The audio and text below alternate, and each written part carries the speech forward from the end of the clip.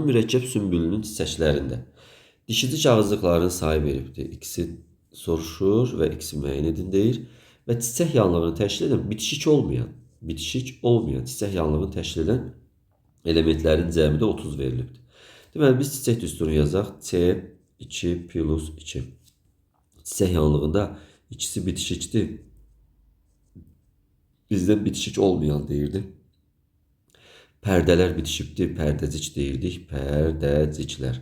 Amma pulcuqları sərbəstdir. Pulcuqlar sərbəstdir. Bilirik ki, erkəkcik 3-dür, dişicik 1-dir. Bunlar haqqında bizə məlumat vermir. Bitişik olmayan elementlər 2 ədəd olur və biz bunu tapdıq. Pulcuqlar.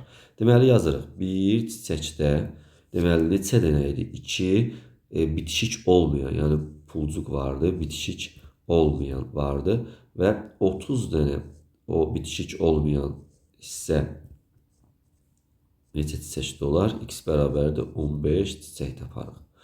Tamam, bizdən X'i soruşurdu. X'də də deyir ki, dişicik ağızlıqları. Bilirik ki, 2 dilimli ağızlıqları olurdu. Deyək ki, belə bir ağızlıqlar verilirdi. Məsəl üçün, çoxdarla lələkvari olurdu, tozluqları tutsun deyə. Lələk formasında bu qayda düzülmüş, belə 2 dilimli ağızlıqları var idi. Lələk kimi düzülmüş. Və belə yazaq, bir çiçəkdə bilirik ki, bir dişicik vardı və bir dişicikdə 2 dilimli ağızlıq vardısa, 15 çiçək 15 dişicik eləyəcəkdir. 15 dişicikdə X olacaqdır və X də bərabərdir 30 olduğunu tapa bilərik. Düzgün cavab 30.